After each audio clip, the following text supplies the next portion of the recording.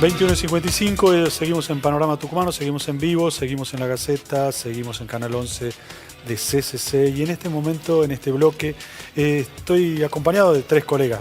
Dos me acompañan en realidad y uno nos mira desde algún lado, no sé dónde está Gustavo Rodríguez, y estamos con Roberto Delgado y Guillermo Monti, a quien les doy la bienvenida y muchas gracias. ¿Cómo están? Muy bien, muchas gracias. Hola Gustavo, ¿cómo estás? Buenas noches. ¿Cómo estás, Fede? Buenas noches a todos. Bien, muy bien, muy bien. Esta sección la producción le llama De esto se habla. ¿Y de qué estamos hablando? Estamos hablando de elecciones en la universidad. Creo que a nadie se le escapa hablar del caso Ademar.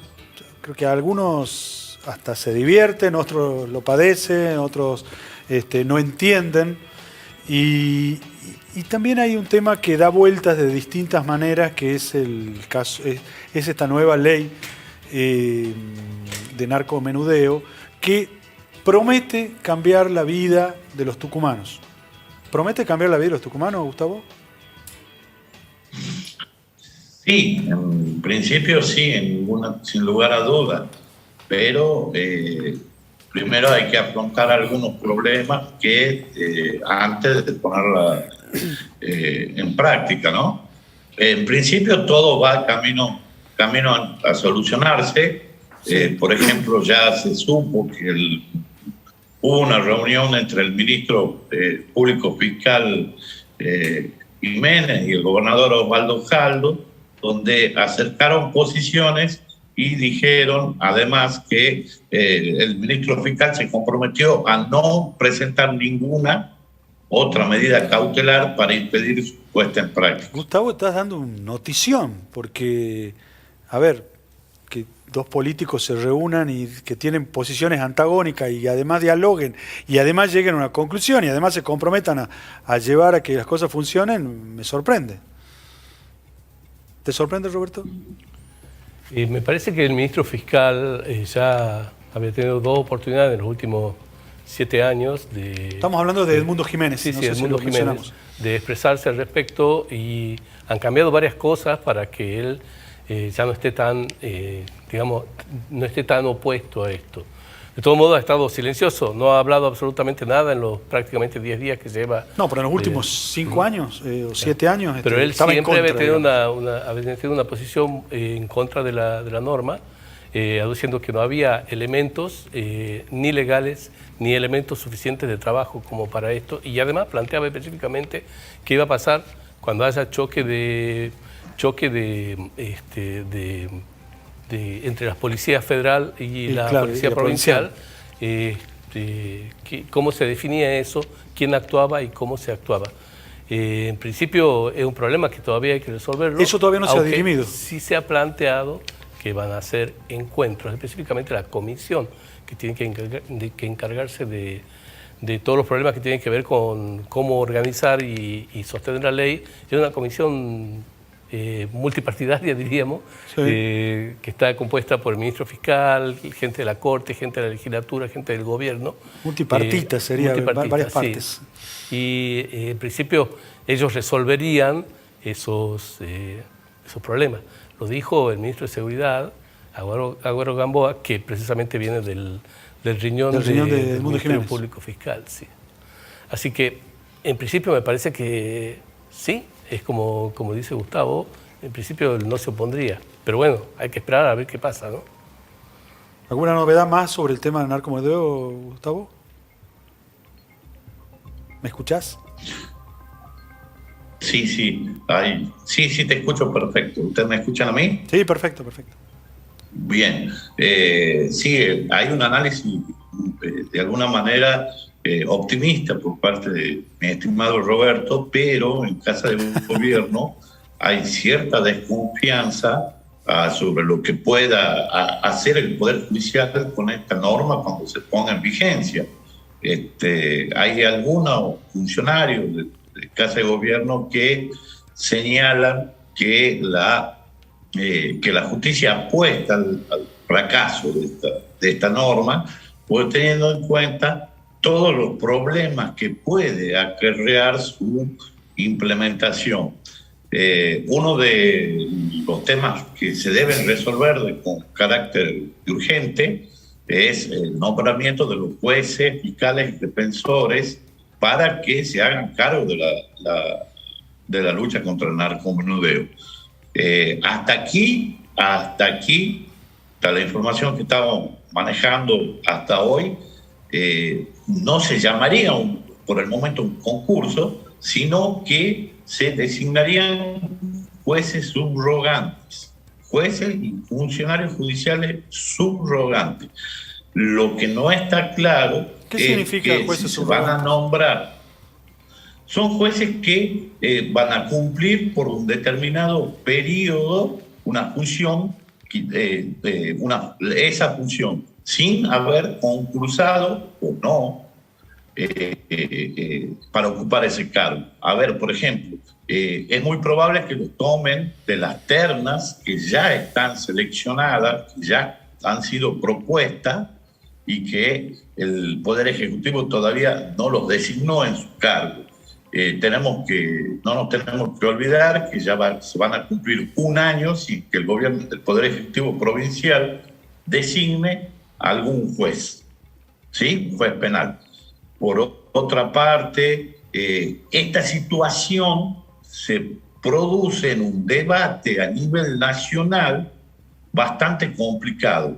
A ver, hay un proyecto de ley en la Cámara de Diputados que habla de derogar la norma que autorizaba a las provincias a ayudar a colaborar con la lucha contra el narcotráfico. ¿Sí? Es un proyecto de ley que presentó la diputada Carrió en su momento y que no fue tratado. Ahora, varios diputados, tanto del oficialismo como de la oposición, han vuelto a ponerlo en el estado parlamentario a ese proyecto de ley. Es muy probable que si se aceleran los tiempos, lo cual no es la situación del país, no es la prioridad del país discutir este tema, no hay que descartar que se derogue la ley a través de otra ley, de la lucha de que las provincias pueden luchar contra el narcomenudeo antes que se ponga en práctica en Tucumán, lo cual va a ser una situación bastante compleja y preocupante. Por otra parte, el Poder Judicial ha aprovechado esta situación de poner en práctica la ley del narcomenudeo para reclamar más recursos, no solamente en lo que se refiere a funcionarios judiciales, sino también a mayor presupuesto. Es todo un panorama que se presenta a partir de ahora. Lo que sí ya está confirmado es que el Poder Judicial no quiere y no va a tolerar que la ley de narcomenudeo obstaculice la implementación del nuevo Código Procesal Penal de Tucumán. El sistema judicial está al borde del colapso porque la falta de nombramiento de jueces y de funcionarios judiciales es alarmante y preocupante. Doy un ejemplo: el Colegio de Jueces del Centro Judicial Capital tiene asignado 36 jueces, ¿sí? Apenas si hay 19. En el régimen conclusional están previstos, hay tres salas, 3 tribunales, en las que tienen que atender miles y miles de causas que no han sido resueltas, y ya en eso en esos tribunales ya hay 2 jueces que han anunciado o están en pleno tratativa para acogerse a la jubilación. Es decir, que vamos a tener 2 tribunales incompletos, uno completo, y también se aprobó por ley la creación de un 4º tribunal del régimen conclusional que todavía sigue sin conformarse. Guillo, lo escucho a Gustavo y escucho un problema allá lejos, en la cúpula, en el gobierno, en el Palacio de Justicia, y es como que está lejos de la sociedad, ¿no? Una sociedad que seguramente padece toda esta cuestión del narcomenudeo, pero que ¿qué te parece a vos que puede estar sintiendo o viendo? ¿O qué piensa ese individuo que va caminando por la calle que posiblemente se vea afectado o no por el tema de la droga? Y cuando ve todos estos vericuetos, ¿cómo se lo verá? Creo que no entiende nada. No entiende nada, ¿no? Creo que es tan ajena la institucionalidad a la vida y al padecer de todos los días del ciudadano de a pie, como solemos decirle, que todas estas cuestiones que tantas precisiones está dando Gustavo, sí, con cantidad de cargos y con cómo se va a afrontar un problema tan grave como el de la droga en Tucumán, es como que el cuerpo social está como disociado de todo esto, ¿no? Tal es cual. Como que va por otro lado, no está participando, de algún modo no se siente parte de toda esta toma de decisiones, ¿no? Que ha pasado por los representantes que tenemos en la legislatura, están los tres poderes del Estado involucrados. Y capaz que los medios también, ¿no? Seguramente, pero la sensación, creo que tenemos todo, que compartimos todo, es la de una ajenidad de la sociedad con respecto a todo esto. Una ajenidad. Sí, yo creo que hay un problema de base en esto y creo que es fácil de entenderlo. En función de los problemas que tiene la sociedad, esta ley de narcomenudeo se plantea como si fuera la base de los problemas de la violencia. Es decir, el narcomenudeo y la droga es como si fuera el problema central de la violencia que nos acosa a todos. Y por tanto, desde ahí hay una cierta cercanía. La gente siente, bueno, hay una sociedad violenta, hay mucho problema, hay sí, mucha inseguridad. Y entonces si alguien viene y nos dice el narcotráfico, yo creo que no. Pero tampoco lo puedo asegurar yo porque yo no tengo el acceso a datos estadísticos y creo que el gobierno tampoco.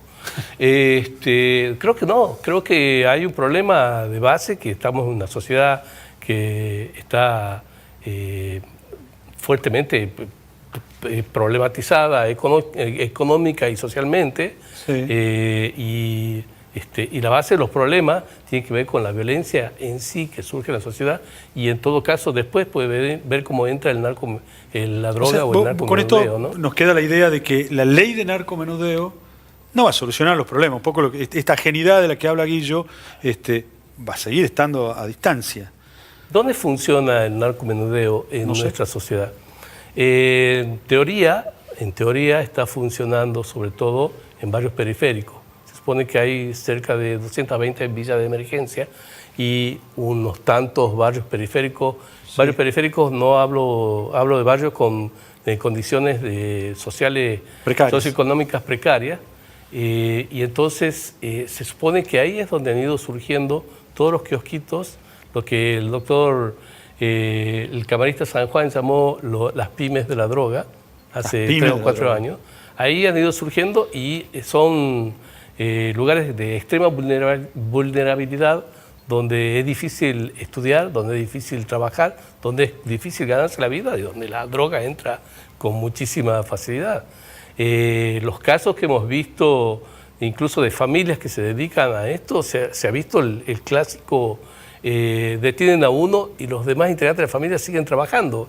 Es decir, siguen trabajando entre comillas, digamos, vendiendo Ahora, droga.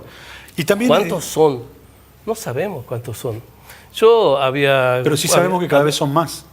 Sí, suponemos que cada vez son más, suponemos. Yo había guardado una nota que salió en La Nación hace 2 años, en el 2019, hace 3 años, donde se planteaba cuántas drogas circulaba en el país en ese año. Sí. Entonces la cifra, que la anoté, me llamó mucho la atención en su momento, decía, se estimaba, porque habían hecho estudios, precisamente el gobierno de Macri, era el final del gobierno de Macri, había hecho estudios para saber, para mostrar cómo habían estado operando contra los grupos narcotraficantes, y habían hecho el recruzamiento de datos y determinaron que se circulaban en el país 528.606 kilos de droga. Y que ellos habían secuestrado, de eso se secuestraba más o menos la mitad, 268.000 kilos. Y los otros 260.000 kilos seguían dando circulaban por ahí. De ahí hicieron además estudios para ver cuánta droga consumían los argentinos. El resultado en ese momento fue que el 5,4% de la gente de entre 12 y 65 años había probado una vez al mes la marihuana. Era 1 millón de personas, sobre 44 millones. Y el 0,7% había probado la cocaína, 132.551 personas. ¿Cuántas de esas personas están, digamos, dando vueltas en la sociedad con nosotros? Es decir, ¿por dónde está circulando la droga? Obviamente, en ese momento el informe se cruzaba con otro informe que decía que en Argentina había aumentado, con respecto a América Latina, había aumentado sustancialmente el consumo de alcohol y de cocaína. La explicación del gobierno de Patricia Bullrich, que era la ministra de Seguridad en ese momento, fue que como en el tiempo anterior del kirchnerismo no se había hecho nada contra la droga, ahora se estaban viendo que aumentaban, que estaban aumentando los datos, pero que la política del gobierno en ese momento iba a generar que no haya aumento en el futuro, para 2020. No se hizo otro estudio para saber si realmente bajaron los índices o no. Todo lo que nosotros estamos viendo ahora es que en apariencia está aumentando, pero no sabemos.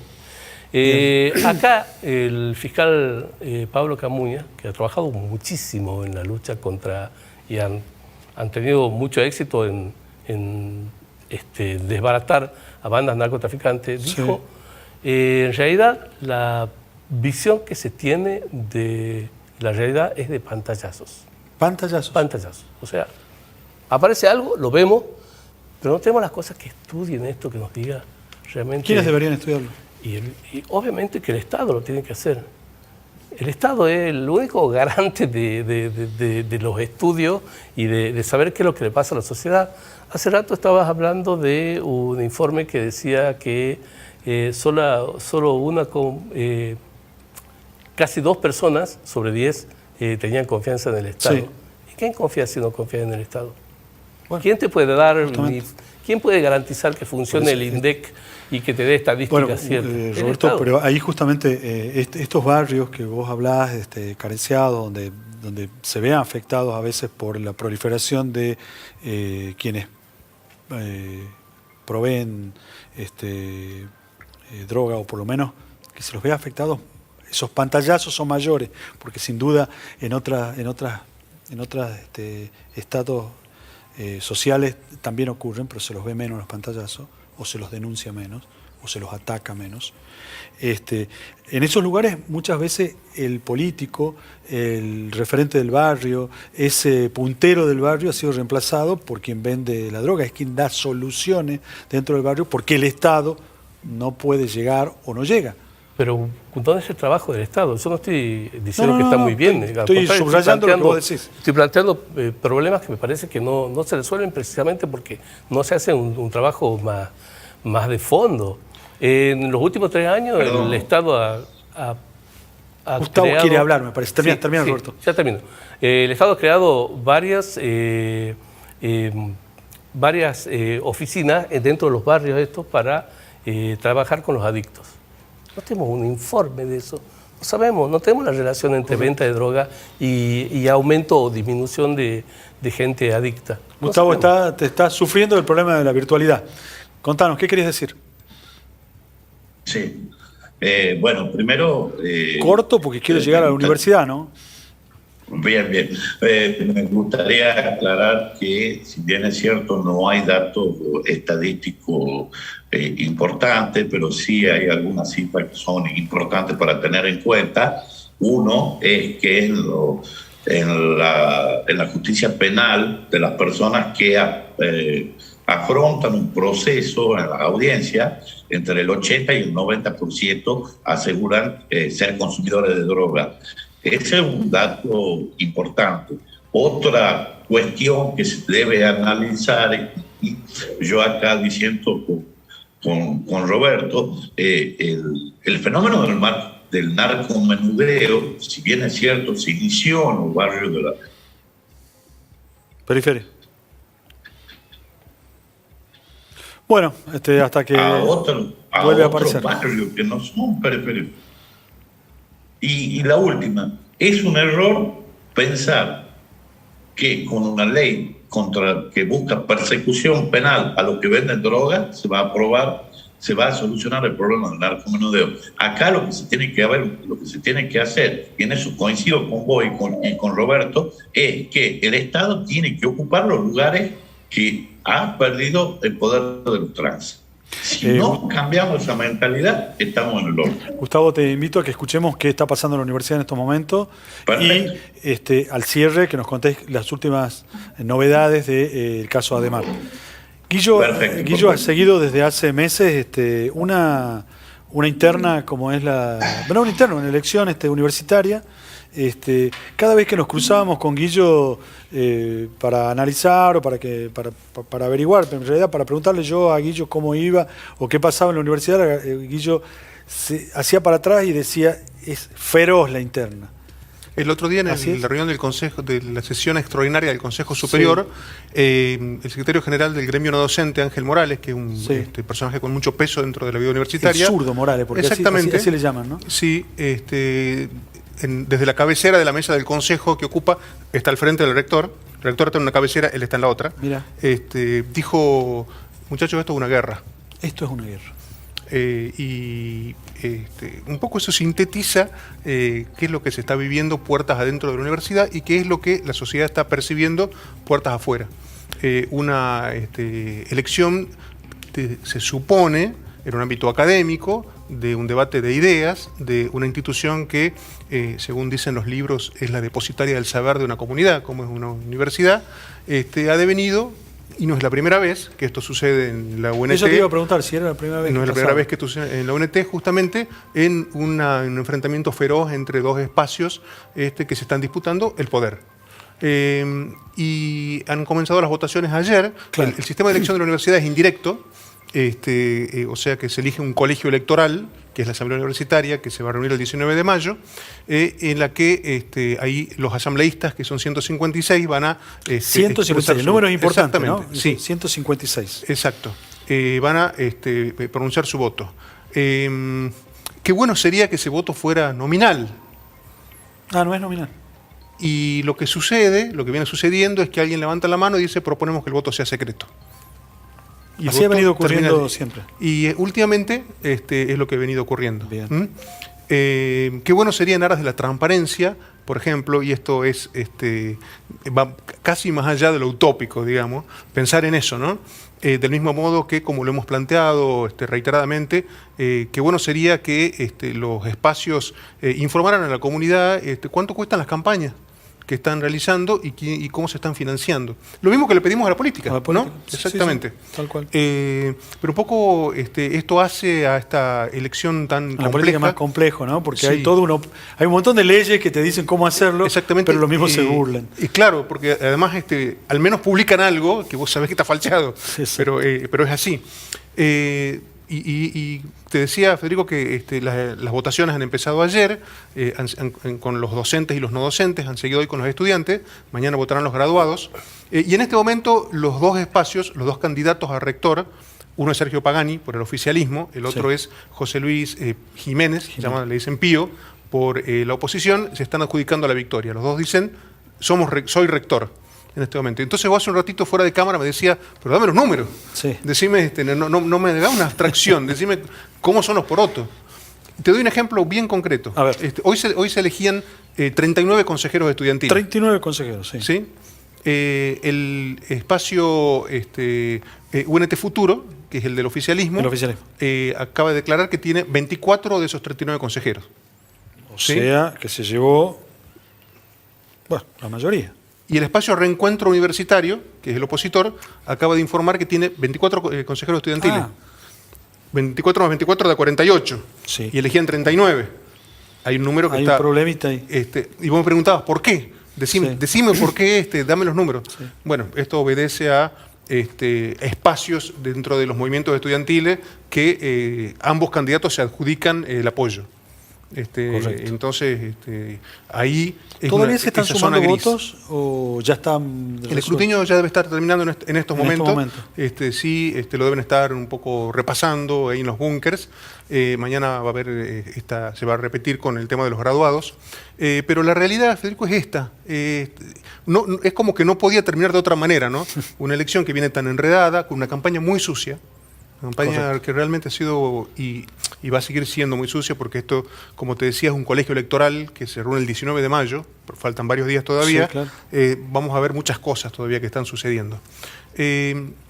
Y vos sabés que planteando este tema, con gente que está dentro de la universidad y es consciente, ¿no?, de esta situación y de cómo la sociedad está mirando la universidad, quiero un poco linkearlo con todo lo que se viene hablando. A ver. Y me decían, bueno, pero la universidad forma parte de esta sociedad. ¿Vos qué esperás? ¿Que la universidad sea una isla? ¿Que la universidad sea un lugar en el que se preserven determinados valores que el resto de la sociedad ha perdido? Y no, formamos parte de un todo.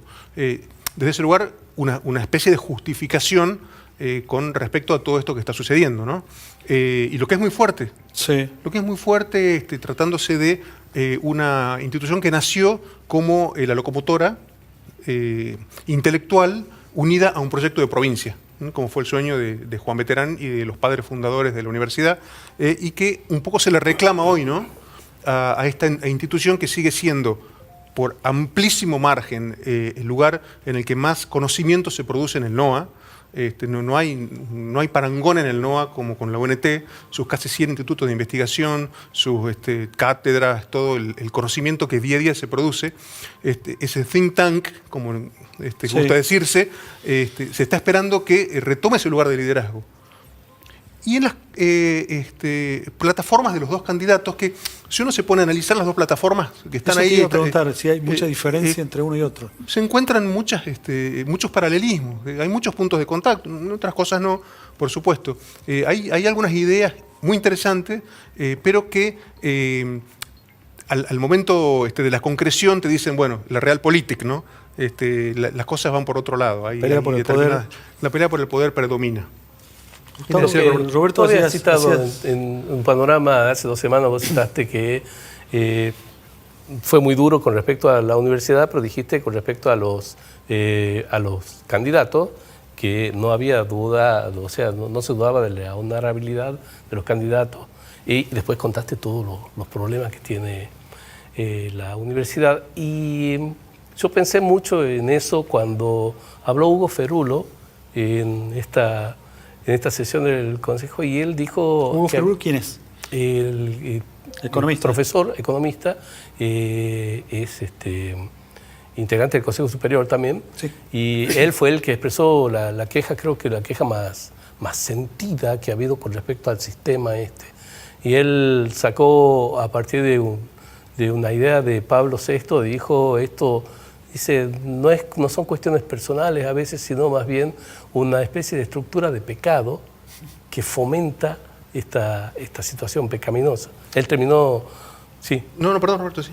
él terminó pidiendo que en algún momento hay que ir a la elección, al voto directo. Exactamente. Al voto directo. Un poco esto está relacionado con nuestra vida, ¿no? Se reformó la Constitución Nacional, se reformula la Constitución Provincial. En ambos casos las elecciones eran indirectas, por ahí los más jóvenes no se acuerdan. Sí. Los que estamos acá nos acordamos. Sí, tal cual. En el recuerdo de la gente, la elección indirecta es que el que más votos sacó, que fue Rubén Chevalla, no fue el gobernador. No fue el gobernador. Bueno, hay un reclamo unánime dentro del mundo universitario acerca de la necesidad de cambiar el sistema de elección. No porque el sistema de elección sea malo, es porque la sociedad en la que estamos No confía. No confía, y además deja abierto un montón de flancos para que ese sistema flaquee. ¿Y desde el otro lado qué tienen? ¿Miedo? O sea, desde la sociedad posiblemente necesite esas señales de confianza y de transparencia que a veces da el voto directo, ¿no? Y de estas autoridades, de los distintos dirigentes, que no son los de ahora, son los de, como vos bien has dicho, desde hace años. Hay miedo para aplicar esto. Y por supuesto, y hay conveniencias, y hay seguridades que el sistema brinda. Y al mismo tiempo, toda esta cuestión, Federico, que es muy fuerte, yo te diré el número de 156 asambleístas, que son los que van a elegir al rector el 19 de mayo, Sí. Que son 11 representantes por cada una de las facultades, que son 13, más los 13 decanos, que son los que votan ese día. Desde el momento en el que este sistema indirecto nos lleva a esperar toda esta serie de días hasta la elección, la honorabilidad de esos 156 asambleístas está puesta en duda. Sin comerla ni beberla. Gente que es Claro. totalmente recta Bueno, y de la que no puede dudarse, queda sospechada por esta posibilidad de la corrupción. Te cuento, no sé, cosas que salen no sé, de nuestro trabajo, ¿no? En realidad el número mágico es 78. 79. 79. Sí. O sea, necesitan 79 votos para ir y festejar y brindar y tomar el poder, digamos, de alguna manera, ¿no?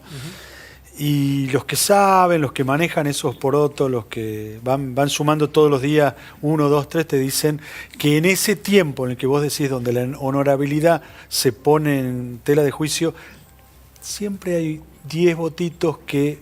Hablan de la zona gris. Claro. La zona gris, entonces uno le pregunta a la gente, a los operadores cercanos a los espacios, ¿Quiénes se visten de gris? ¿Esa zona gris de cuánto es? De 10. 14, 15 votos. Bueno, a vos te dieron más números. Está bien. ¿Será que va aumentando a medida que pasan las elecciones, lo que es gravísimo? Avisorás entonces 15 días complicados, Muy complicados. en la vida universitaria. Mañana la Gaceta un poco va a transmitir esto, ¿no? Bien. En nuestra edición de papel y en nuestra edición digital. Sí. 2 candidatos a rector diciendo, prepárense porque asumo. Gustavo, tengo 2 minutos para analizar el tema Ademar. Novedades, no novedades, cosas ya juzgadas. ¿Qué pasa ahí? Bueno, hoy actualmente la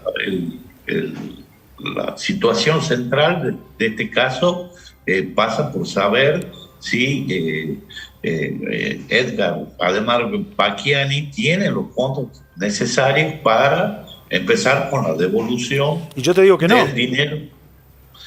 Si no, lo estaría devolviendo. Duda, digamos, es la duda. Él plantea la situación que, estando muy inteligente, digamos, planteó en la justicia que él, estando encerrado, estando privado de su libertad, no puede devolver la plata.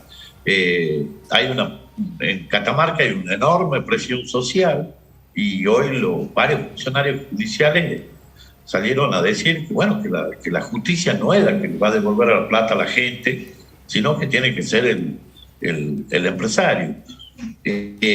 Esto no es una estrategia nueva, ya la planteó en algún momento Cositorto, que era el responsable de Generación Zoe, otra de las etapas piramidales importantes en el país, que a mi criterio es más chica que la de Ademar Capital. En los próximos días van a seguir surgiendo informes sobre la amplitud de operación que tenía Ademar Capital en todo el país. Y también podrían surgir datos de cómo sus mismos empleados, al ver que el barco se estaba hundiendo, se quedaba con sus fondos. Y no se descarta que haya personas prófugos, como pasó con el caso de Generación Zoe, que ya están en el exterior. Muchas gracias, Gustavo. Muchas gracias, Guillo. Muchas gracias, Roberto.